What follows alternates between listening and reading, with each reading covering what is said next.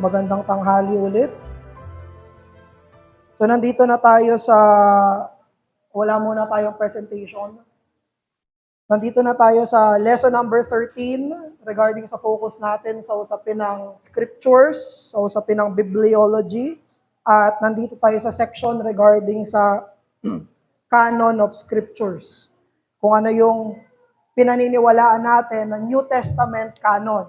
Earlier this year, around April, tinalakay natin kung bakit natin pinaniniwalaan ng Old Testament bilang authoritative books. Ngayon naman, New Testament, yung 27 books ng New Testament, why do you believe na ito yung mga libro ng Diyos na gusto niyang maging authoritative sa inyo? So, kapag tinignan natin yung listahan ng mga libro, Matthew, Mark, Luke, John, Acts, Romans, 1 Corinthians, 2 Corinthians, Galatians, Ephesians, Philippians, Colossians, 1 2 Thessalonians, 1 2 Timothy, Titus, Philemon, Hebrews, James, 1 2 Peter, 1 to 3 John, Jude at Revelation. Ang question is, bakit itong mga to? Bakit ito yung magiging authority sa buhay mo? Sa buhay natin? Anong meron sa mga librong to? Ang question ay bakit? Tinanggap mo lang ba siya nung naging Christian ka na kasi yun yung ginagamit sa church? Bakit ka maniniwala doon? Bakit mo siya tinanggap? Bakit wala itong kapantay na ibang libro na kinikilala mo para magpasakop ka dito? So yun yung tinitignan natin ngayon. Nung May, yung unang ground or criteria ay yung apostolicity. Isa ito sa pinakamataas na ground kung bakit titingalain at tatanggapin natin yung books bilang authoritative. Because it was written by apostles or sa close associates nila. So tinignan natin ang apostolic office ay hindi basta-basta. Hindi ito kapantay ng mga pastor, ng mga deacons, maging ng mga prophets sa New Testament. May mga may gift ng prophecy. Yung apostles ay mas mataas. Sila representative ni Christ. Kung sinong tumanggap sa apostle, tinanggap nila si Christ. Kung sinong tumanggi, mag-reject sa apostles, nireject nila si Christ. Ganoon ka taas yung position at office ng mga apostles na hindi ito maiko-compare sa ibang mga offices. No? Isang beses lang ito at hindi ito nauulit na office. So kapag sinulat siya ng mga apostles, yung 27 books na yon, apostolic writers, we agree and we affirm na ito ay salita ng Diyos. Ang sulat ng apostol ay salita ng Diyos. Sulat ito ng Panginoon. Ngayon, nasa pangalawa tayo regarding naman sa orthodoxy. Anumang libro na consistent sa apostolic teaching at next Lord's Day, Catholicity. Ang ibig sabihin, mga libro na nasa kamay ng church, nasa kamay ng maraming mga Kristiyano. So, hindi natin dapat paghiwa-hiwalayin yung tatlong to. Yung tatlong to ay magkakasama na criteria sa pagtanggap kung ano yung canonical. So, pag pinag-usapan natin yung orthodoxy, ang ibig sabihin nito ay ano yung totoong turo ng mga apostles. Yun ang ibig sabihin ng orthodoxy in this regard. At hindi ito separate at distinct sa mga apostles. Kung ano ang orthodox, yun ay turo na hinand down ng mga apostles themselves. Whether by verbal or by writing. Pero alam naman natin na yung writing na lang ang natira. Yung mga sulat na lang ang na-pass down sa mga susunod na generations ng mga Christians. Bakit? Kasi yung mga writing ng mga apostles, review natin yung doctrine ng inspiration, kung ano yung sulat ng apostles, yun ay hiningahan ng Diyos. It was theonostos. It was breathed out by God. 2 Timothy chapter 3 verse 16. No?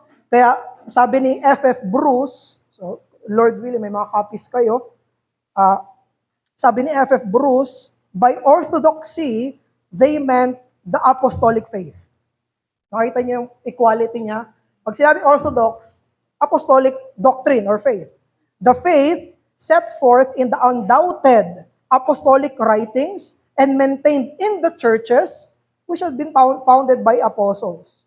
So whatever differences of emphasis may be discerned by modern students with the corpus of the New Testament writings, these are irrelevant to the issues which confronted the churchmen in the 2nd and 3rd centuries. Yung mga problema natin na kinakaharap natin sa church, iba yung kinakaharap nila. At yung criteria nila para tanggapin yung isang libro na authoritative ay kung ano yung apostolic. They had to defend the apostolic teaching, summed up in the rule of faith, against the Docetic and Gnostic presentations, mga heretic, which are so attractive to many in the climate of opinion at that time. So, may nabanggit dito na rule of faith. So, reveal lang natin, pag sinabing rule of faith, sa early church, ang ibig lang sabihin nito ay yung summary na kino-confess ng mga Christians. Yun lang ibig sabihin ng rule of faith. Kumbaga sa atin, Apostles' Creed, yung kine-recite natin, yun ang rule of faith. Summary siya ng Christian teaching. At dun sa summary ng Christian teaching na yon, galing yun sa scriptures. Galing yun sa kasulatan na hinand down later on ng mga apostles. Kaya ang isa sa earliest, si Irenaeus, ito yung sinabi niya, ito daw yung rule of faith. Quote. Makikita niyo, sobrang lapit niya sa Apostles' Creed.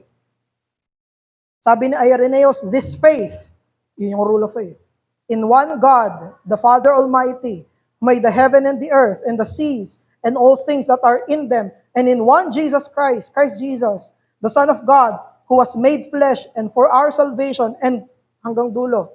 Pero makikita nyo, ito yung summary ng kung ano yung pinaniniwalaan ng mga mananampalatay. Essentially, yung rule of faith ay creation, incarnation, crucifixion, resurrection, ascension, return ni Christ, resurrection of the dead, and final judgment. Di ba napapansin natin, ito yung tema palagi ng mga creeds. Apostles' Creed, Nicene Creed, later on, maging ng mga confessions. Ito yung pinaka-basic na nakatala. So pag tinanong natin, ano ba yung orthodox in the sense na apostolic? Kung ano yung turo ni Christ. Yun yung orthodox. Kung anong turo ni Christ, yun yung orthodox. Pero paano natin malalaman yung turo ni Christ? Again, wala naman siyang sinulat na libro.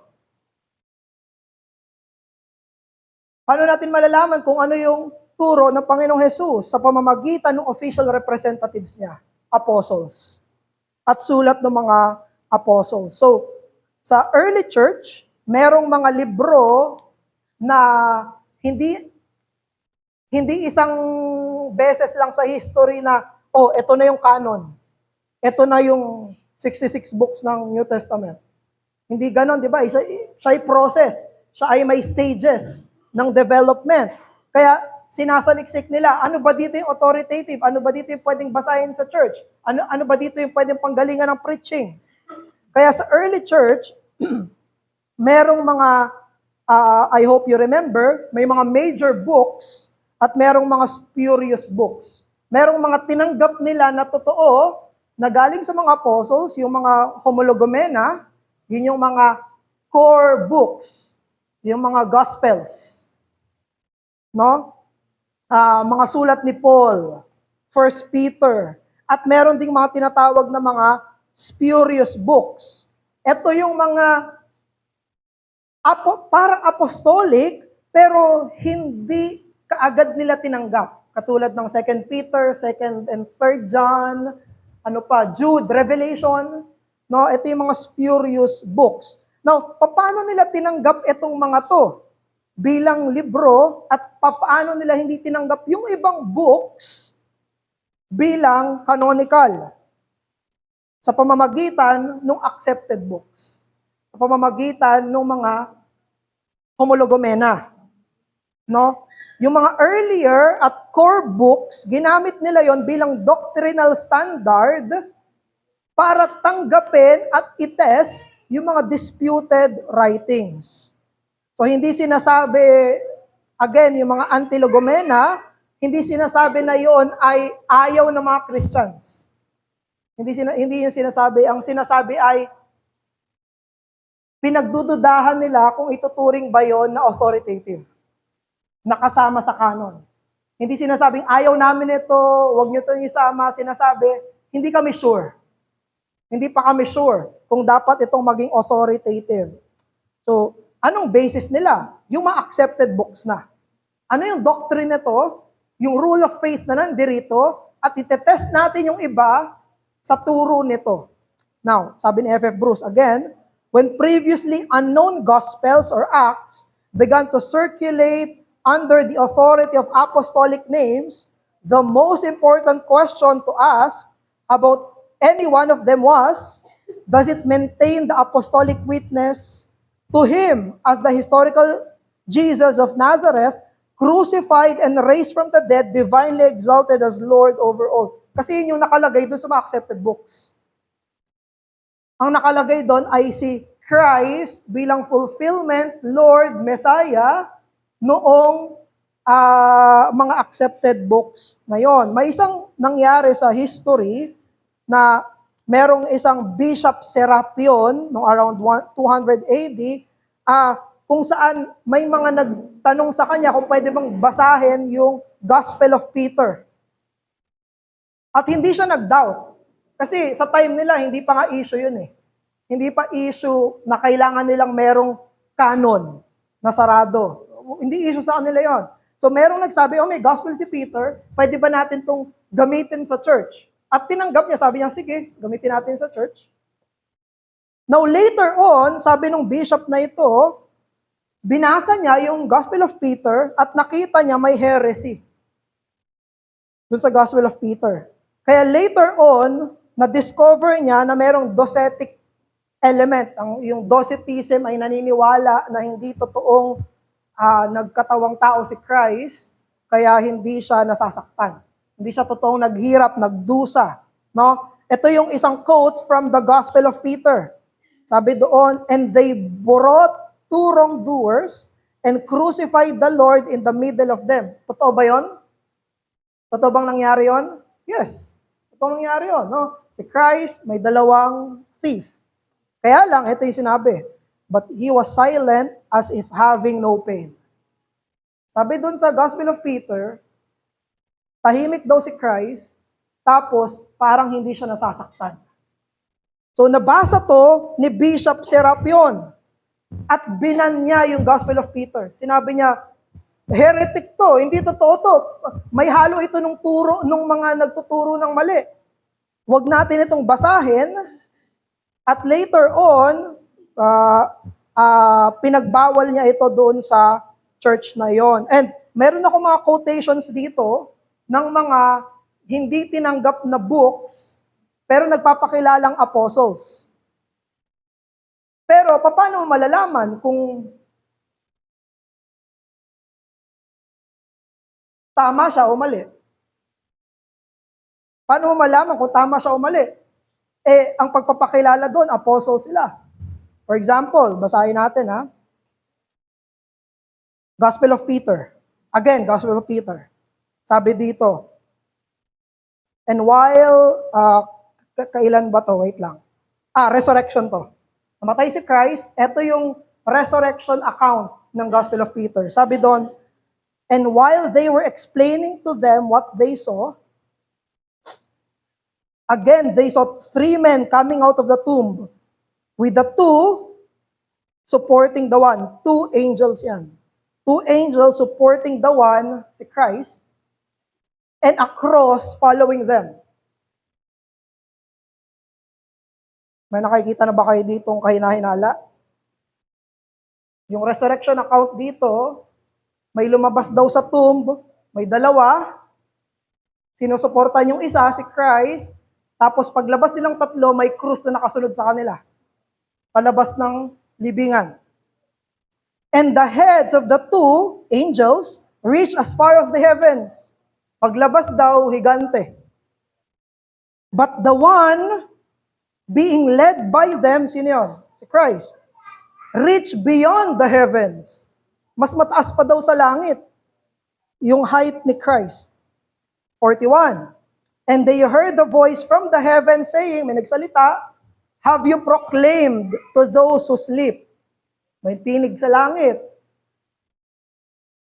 Nangaral ka na ba sa mga natutulog? At may nag-respond, and a response was heard from the cross. Yes. Nagsalita yung cross. So, paano niya, pag binasa mo to, ikaw ay second century, third century na Christian, pag binasa mo to, paano mo malaman na hindi totoo to? O totoo ito? O compare mo siya dun sa ibang accounts. O compare mo siya dun sa gospel accounts, Matthew, Mark, Luke, John. Parang hindi naman ganito yung pagkakasulat dun sa Matthew, Mark, Luke, John Parang dun sa Matthew, Mark, Luke, John, ang nakalagay sa resurrection account ay patay siya, nakita na lang ng mga gwardya na nakabukas na yung tomb, may anghel, yes, may anghel, tapos nagpakita siya kala Mary. Pero wala nung mga extravagant or mga parang pinalaki masyado o exaggerated, kumbaga, na ganito. So mapapaisip ka, pwera pa dun sa heretic na docetic, no? Another, infancy gospel of Thomas. Ito yung pagkabata ni Christ. Sabi dun sa infancy gospel, pagkabata to ni Jesus, Sabi doon, and he, si Jesus, had taken clay and fashioned 12 birds, little birds, and hath polluted the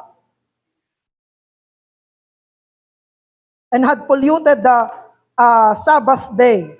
But Jesus clapped his hands together and cried out to the sparrows and said to them, go! And the sparrows took their flight and went away chirping. So dito, nag-miracle na kagad si Christ, bata pa lang siya. Tapos yung miracle niya, gumawa siya ng clay, tapos naging totoong ibon. And later on, hindi ko na siya kinumpleto, sobrang haba, merong mga bata na inaasar siya. Mga ibang bata, inaasar si Christ, nung bata siya, tapos sabi ni Christ, behold, now also thou shalt be withered like a tree, and shalt not bear leaves, neither root nor fruit. And straightway that lad, yung isang bata, withered up wholly. But Jesus departed and went to Joseph's house. May nakasar kay Christ, tapos pinatay niya. Sabi niya, matuyot ka, katulad ng isang puno. Natuyot yung bata. Tapos, matay. Actually, later on sa story, nagreklamo yung tatay nung batas kay Joseph. Sinabi, tiyo, may ginawa ng anak mo. So, saan natin to i-compare? Paano natin malaman na hindi totoo to? Titignan natin yung mga homologomena, yung gospel accounts. Parang hindi naman ganito yung pagkakasabi. Sa Luke, sabi, siya ay namuhay in favor with God and man. Buong pagkabata niya. Buong pagkabata niya, in favor siya sa Diyos at sa mga tao. At lumalago lalo yun. No? Ko-compare natin. Ano pa? Gospel of Thomas. Nung binabasa ko to, pinabasa ko kay Lori kasi weirdong-weirdo ako. Sabi sa Gospel of Thomas, iba pa to sa infancy Gospel of Thomas, ano to? After resurrection. Sabi sa Gospel of Thomas, Simon Peter said to him, kay Jesus, let Mary leave us, for women are not worthy of life. Sabi ni Peter, kay Jesus. Ito yung sagot ni Jesus. Jesus said, I myself shall lead her in order to make her male.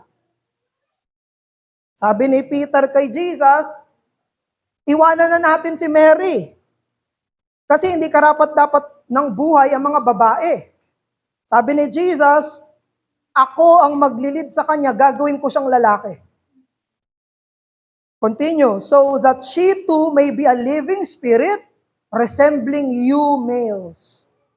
For every woman who will make herself male will enter the kingdom of heaven.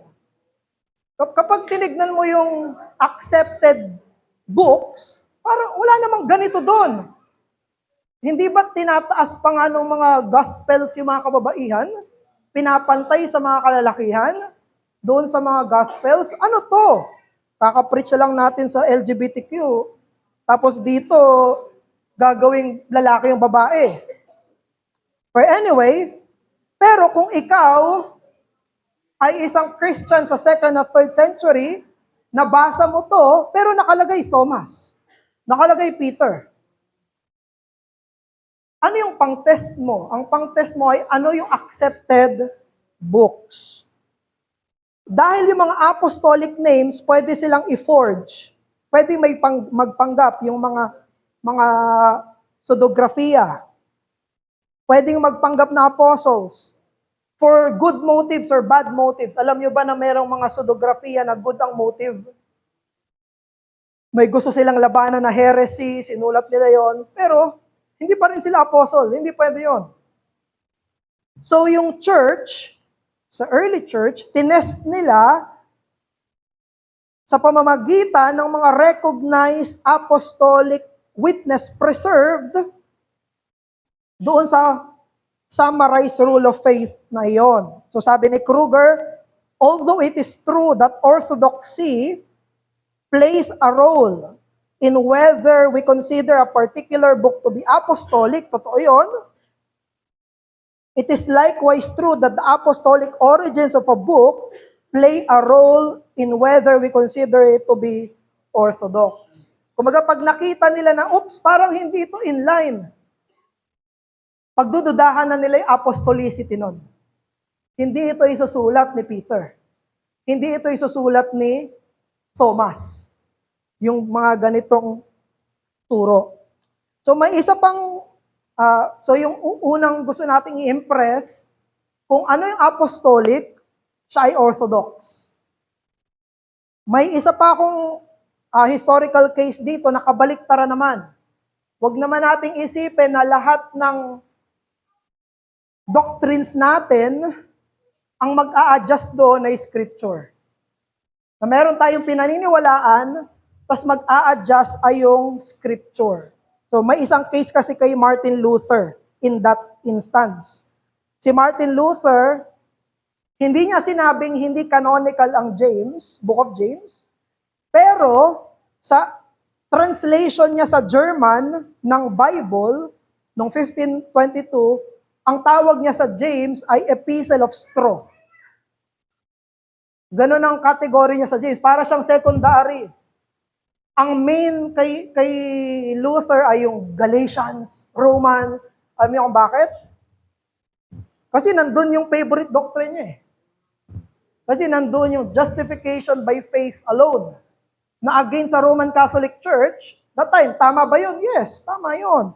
Kaya lang, nagkaroon ng tendency si Luther na ayawan ang lahat ng hindi nagtuturo, at least directly, ng justification by faith alone.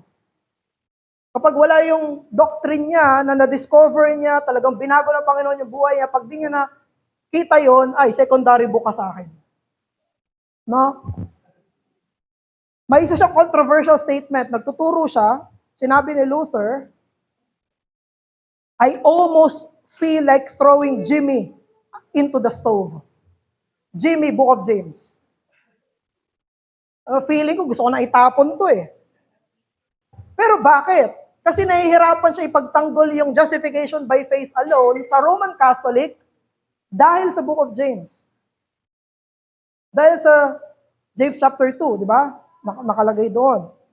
So, iniisip ni Luther, para sa kanya, mas mababang book ang James kumpara sa Romans, Galatians, John, at 1 Peter. Meron siya mga books na lower sa kanyang estimation. Katulad ng James, Hebrews, Jude, at Revelation. Mga ano to sa kanya, secondary books. Lesser status sila. Actually, di ba yung sa Bibles natin ngayon, yung chronology, Matthew, Gospels, tapos History, Acts, Epistles, General, Romans, tapos mga pastoral letters, tapos apocalyptic, Revelation. Kay Luther, sa libro niya, una yung mga Romans, Galatians, John, Peter, nasa dulo yung Hebrews, James, at Revelation. Kasi lesser book sa kanya yon. Ganon yung niya chronology ng Bible ni Luther. So, sabi ni Kruger, again sa Canon Revisited, in his preface to James, Luther declared, what does preach Christ is apostolic. Ang tindi. Even if Judas, Annas, Pilate, or Herod does it. Sabi, may claim si Luther na basta pinipreach si Christ, apostolic yan. Kahit na mag-preach si Judas, si Pilato, si Herodes. Again, sabi ni Kruger, in this statement, it is clear that Luther is concerned foremost about a book's orthodoxy, what preaches Christ. As we see below, orthodoxy is one of the divine qualities of scriptures. Nanggagaling siya sa kung ano yung apostolic. Thus, Luther has absolutized the divine qualities of a canon in a manner that completely overrides a book's apostolic origins. Kahit totoong sulat ni James yon, na isang apostolikong tao, secondary sa kanya. He is even willing to call Herod and Pilate apostolic as long as they preach Christ. No? So, kailangan magkaroon dito ng balance. No? So si Luther, tinrato niya yung James na mas mababa kasi danger yon sa theological system niya. Meron siyang canon within a canon. Ibig sabihin, meron siyang doctrine na kapag hindi ito tinuro sa ibang books, ayoko ng ibang books. No? Pero alalahanin natin na yung apostles, they are not judged by supposed orthodoxy. Hindi mo i-judge yung apostles by some measure ng orthodoxy. No. Kung ano yung turo ng apostles, yun yung orthodox. Kung anong turo ng apostles, yun ang totoong orthodox. Saan ba nanggaling na si Christ ay Lord? Saan ba galing na nagja-justify siya by faith alone? Saan ba galing yung turo na lahat ay fulfilled kay Christ sa mga apostles? Lahat yun ay galing sa mga apostol. No? So, kailangan magkaroon tayo ng ganung balance. Hindi tayo ma-segue either or. No? Saan galing yon? Let's read the scriptures. Ano yung ground sa Bible?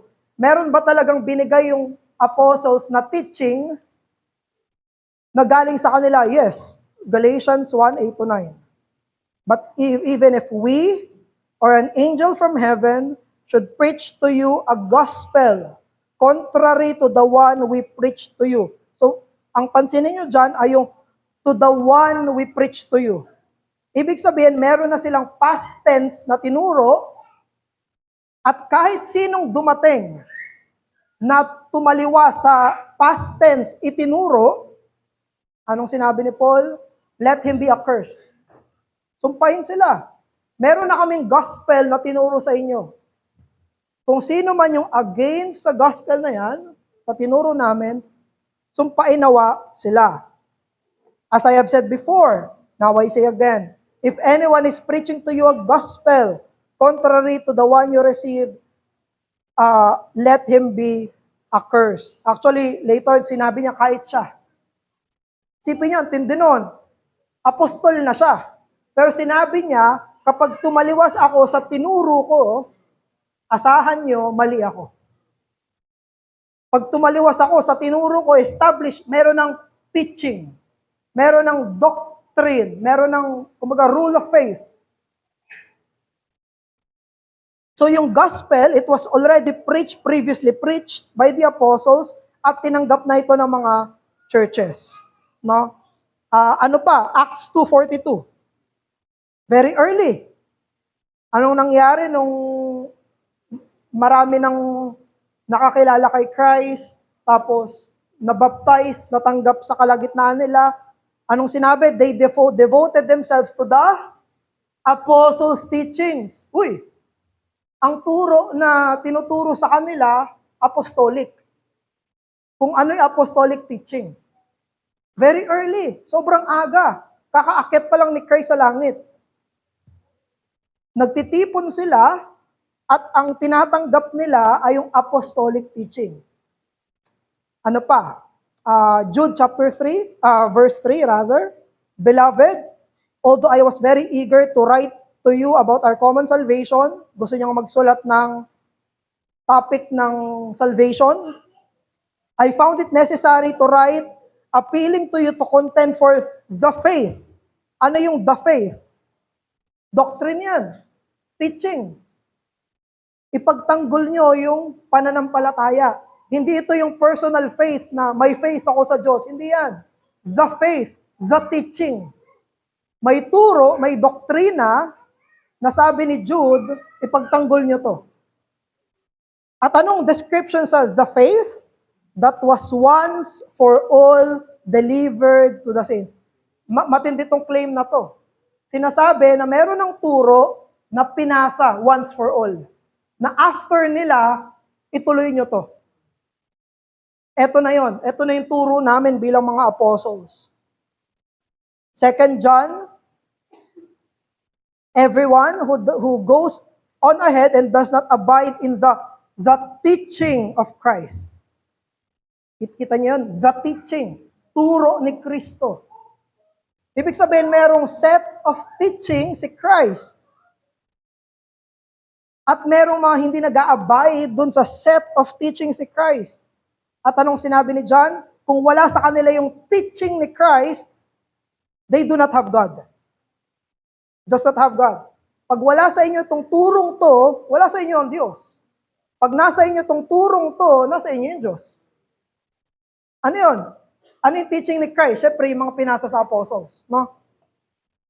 Whoever abides in the teaching has both the Father and the Son. So ano yung teaching na yun? Yun yung kinikilala natin na naipasa sa atin sa New Testament. Matthew hanggang Revelation sa ating chronology ng books. So application, tatlong application. Una, tanggapin natin yung New Testament bilang tinig ni Christ. Saan natin maririnig yung tinig ni Christ? New Testament, Matthew 1:1 hanggang Revelation 22. Doon natin maririnig yung tinig ni Christ. Saan ko maririnig yung makikipag-usap sa akin, pagtuturo sa akin ni Christ? Nandun directly sa New Testament. Sabi ni Jesus, the one who hears the apostles, apostolic, the one who hears Matthew, Mark, Luke, John, Acts, Romans, 1st, 2nd Corinthians, Ephesians, Galatians, Colossians, the one who hears 1st and 2nd Thessalonians, the one who hears 1st and 2nd Timothy, the one who hears Jude, the one who hears Revelation, hears me. Sabi ni Christ. Tanggapin natin bilang tinig ni Kristo yung nakasulat sa Bagong Tipan. Hindi natin naririnig si Christ supernaturally. Hindi natin naririnig si Christ verbally. May kumakausap sa atin. Hindi, naririnig natin yung tinig ni Christ, turo ni Christ saan? New Testament. Dito sa Bagong Tipan. Gusto kong malaman yung kalooban ng Diyos sa akin, Bagong Tipan. Gusto kong malaman kung ano yung sinasabi sa akin ng Panginoong Hesus, Bagong Tipan. Ano yung gusto sa akin ipagawa ng Panginoong Hesus? Bagong Tipan. Canon of Scriptures. Receive the New Testament as the voice of Christ. Pangalawa, wag nating i-refuse natin na gamitin yung mga personal at favored doctrine natin in receiving the New Testament. Meron tayo mga sarili nating, alam niyo yun, pet at favorite doctrines. May mga doctrines tayo na gusto, mga turo tayo na gusto personally as a Christian. No? Kung may mga Christian na gusto, ganito, kumbaga mas mas relatable sa akin, mas ito yung nangungusap sa akin ngayon, mas ito yung impressing sa akin na turo, that's okay. Okay yun, kung turo yun ng scripture. However, wag natin gamitin yon to test the whole New Testament. Hindi natin dapat tanggihan kung wala yung favorite nating doctrine, katulad ni Luther. No? Wag nating, gusto ko, total depravity talaga. Paniwala sa total depravity. Biglang tinawag sa Acts. May tinawag na unbeliever, sinabi, you are good. Nanginginig na ayaw ko niyan. Hindi. Maya may salita. Hayaan mo siya na sabihin niya, intindihin na, tanggapin natin yon. Pag gustong-gusto natin ng sanctification, talagang sanctification. May nagtinuro ng Romans chapter 4. To him who does not work. He does not work. Pero, tinanggap siya ng Diyos. Walang work. Mismo nakalagay, does not work. Tanggapin natin yon. Hindi sabihin, after niya mag-work siya. Hindi, wait lang, tanggapin mo kung ano yung nakalagay. Nakalagay doon, who does not work. That's it.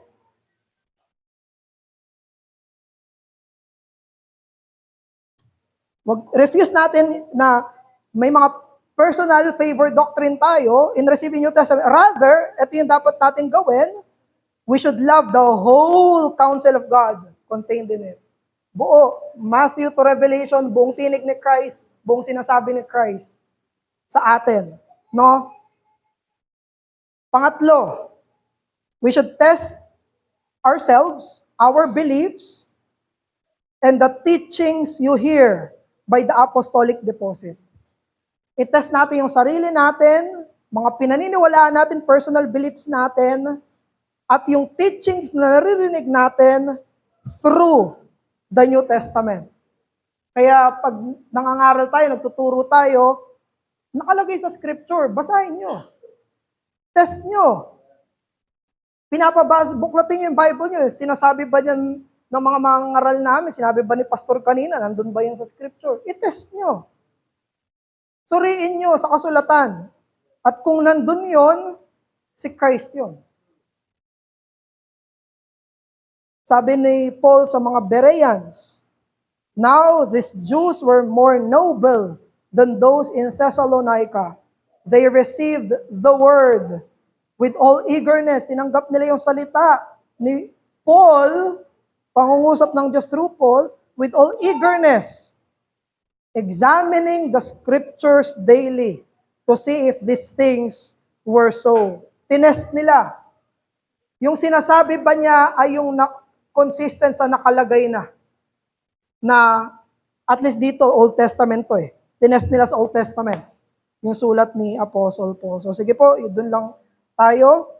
At sa next Lord's Day, we will look ang pangatlong grounds regarding naman ito sa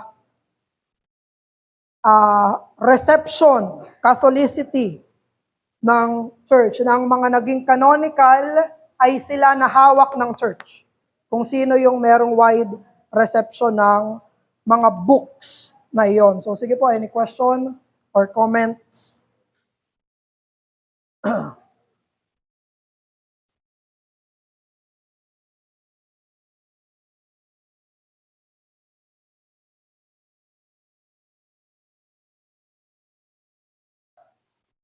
Pass.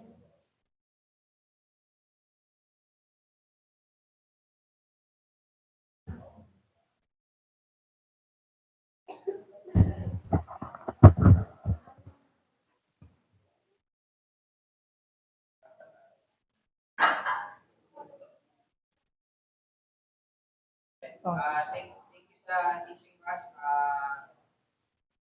Yung question ko is with regards dun sa rule of faith na binabanggit kanina. Meron din ba silang written document with regards to the rule of faith na pinasa-pasa, or is this an oral tradition na piniklaim na rule of faith. Kasi Oh. parang foundational siya. So, iniisip ko, is there anything written already na ito, rule of thumb, parang there's no doubt na ito yung rule of faith na piniklaim or hawak natin bilang mga Sa written, wala in the sense ng universal. Kasi locality pa rin sila eh. Later pa naman naging imperial religion yung Christian faith. So later pa yung mga formal creeds. So ang meron sila, katulad nung kay Irenaeus, na kung ano yung alam namin na pinasa sa amin orally sa mga naging disciples, at kung ano yung nasa core, yung mga accepted books, Homologomena, yun yung, doon sila nakabase regarding sa rule of faith. Pero walang written, ang isa sa earliest, eto, si Irenaeus. Pero sa isang lugar lang siya. Doon lang sa lugar ni Irenaeus. Pero eto, kita na kaagad dito na meron silang pinaniniwalaan na core doctrines. Natanong ko kasi parang naisip ko din kaya sa parang maraming writings na compare lang din nila sa Yes. Yeah. Pero basically ganun yun.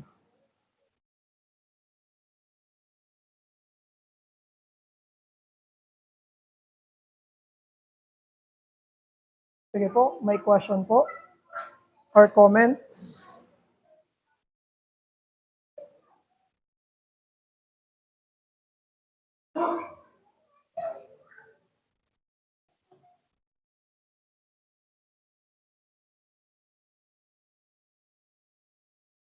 Deacon Marlon.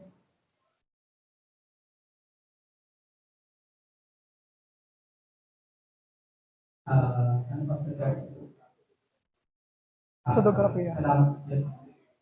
Even though, parang, ano siya, research siya ng Diyos para makita natin difference between us. And, napakalino ng discrepancy na nag-reject sa ng argument na is, natin sa documentation na sinig yung mga decisions kasi na the early church doctrine ng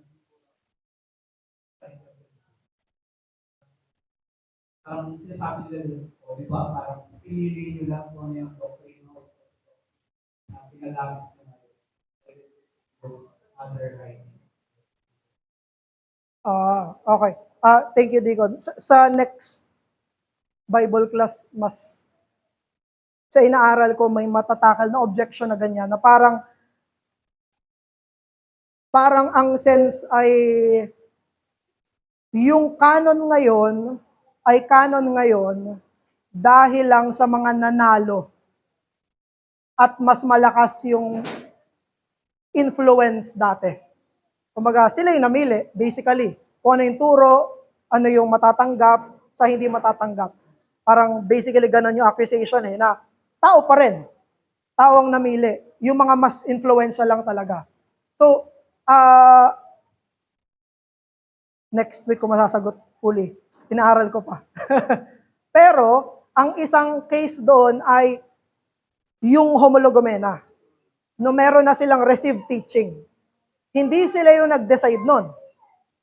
Hindi sila yung nag-decide na gusto namin ito. Kung hindi, ito yung tinanggap namin. Meron silang mga previous beliefs, tapos naging Christian sila, tinanggap nila yung core teaching rule of faith, tapos contradictory itong ibang mga doctrines na to, kaya nila tinanggihan. So hindi nila tinanggihan yon dahil may preference sila. Personally. Tinanggap nila yon kasi meron silang ni-receive na teachings prior pa sa kanila. Wala pa sila. So merong consistency doon na sa Jude, the faith who was once delivered, ibig sabihin may the faith. Dito kami dapat magstay. Merong sinabi sa Galatians, gospel, na kung sino mang kumontra dito, accursed. Nagme-maintain lang kami doon. Hindi kami ang pumili nito. Kami ay nirecognize namin na ito Pero hindi kami pumili. Ang decisive factor ay hindi yung mga nag-receive, kung hindi ano yung ni-receive. Isang factor yun. So pag sinabi nila, so namili kayo, oo nga, namili kami. Pero kung ano yung tinanggap namin? Hindi kami namili dahil gusto lang namin. Namili kami kasi merong objective na hinandown sa amin at yun yung nakita namin sa scripture, yun ang pinanindigan namin. Siguro pas yung hindi mahirap sa atin ibigay. Sa context natin, kami tayong available documents. Meron tayong talaga na magaling na mabasa, maliban. Either time, other than sa Yeah. about the way. Yeah. Pero, they take their point na kabisado nila, Ah, paniniwala nila. yes. Kasi medyo dominant tayo na Oo, kabisa. hindi natin maintindihan yun kasi meron tayong alternative. Ito ba? Hindi tayo. Talagang, example natin sa China. Sorry, di ko na. Yung catechumen nila, years bago i-baptize at tanggapin sa church. Tinuturuan muna nila, ito yung teachings ng church, catechumen, 3 years. Kung mag-applicant sila for membership, 3 years. Many years. Tapos saka lang sila ibabaptize later on. So, hindi sila katulad natin ngayon na ang bilis. Sige, sorry. Another example sa China, may mga, wala silang copy ng Bible, pero kaya nilang makabisa Yeah. yung Testament, Yeah. some part of it. Yeah. So, hindi natin pwede sabihin na hindi kaya ng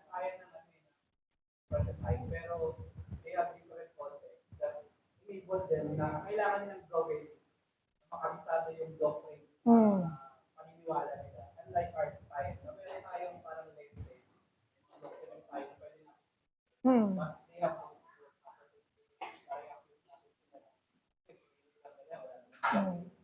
alam talaga nila yung pinag-aaralan natin.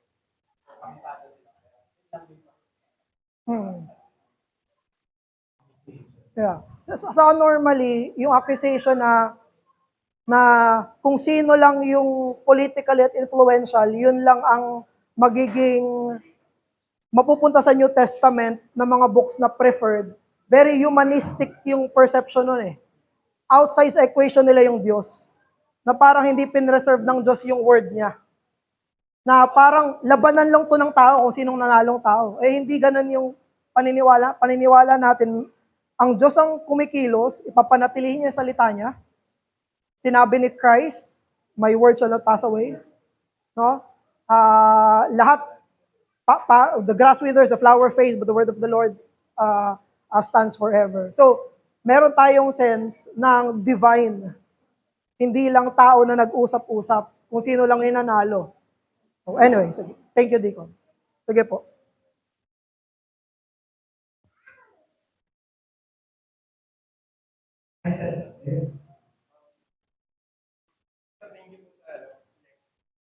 Question lang po sa development. We affirm naman na we recognize or the church recognize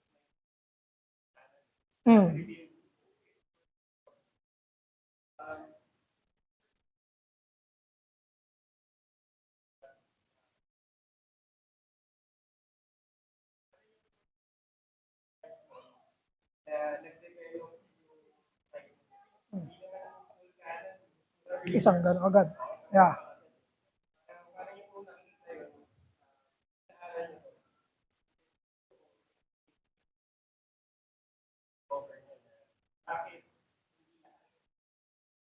Yeah.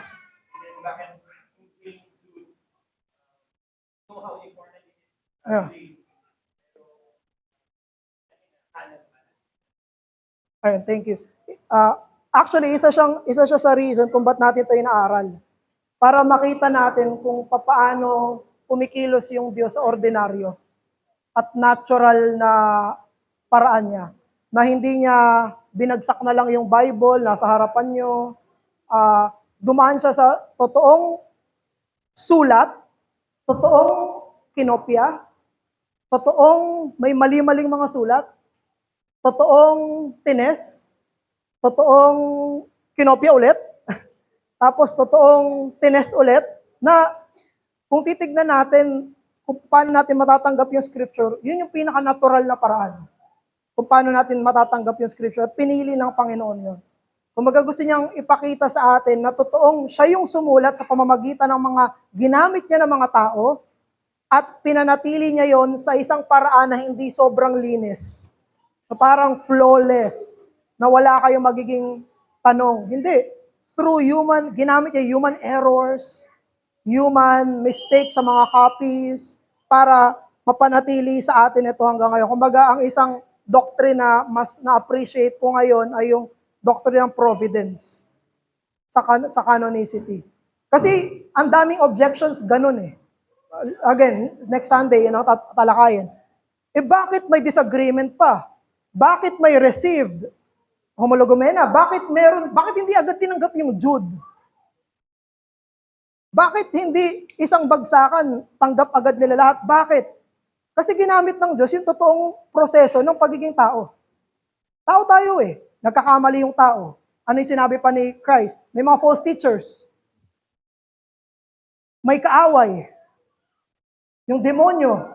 Ano pa? May mga false Christians. Talagang magulo yung proseso nung pagtanggap noon. Kasi sa pamamagitan at sa kabila ng lahat ng yon, pinreserve niya yung kanyang word. Despite all of that. Kasi pag iniisip natin, parang ang sense na gusto natin, hindi, dapat wala lahat ng yan. Hindi eh, nandun lahat yun eh. May pipigil, may manggugulo, may mga limitasyon yung tao. Pero preserve pa rin sa atin hanggang ngayon. Yun yung beauty ng providence ng Diyos. Hindi niya inaalis yung gulo. Pero sa lahat ng limitations, gulo, may mga faults pa doon. Pero doon pinalabas ng Diyos yung word niya na na-maintain sa atin hanggang ngayon. So merong false accusation at perception kasi tayo na dapat perfect agad. Hindi, ginamit ng Panginoon eh. Na through all this, ipe-preserve niya yung kanyang word at mali yung presupposition na kailangan isang bagsakan perfect agad. Hindi ganun ginawa ng Panginoon. Yung kanyang word. Kaya may translations. Kaya may variations. Pero yung core, nandyan. Okay, may question pa po?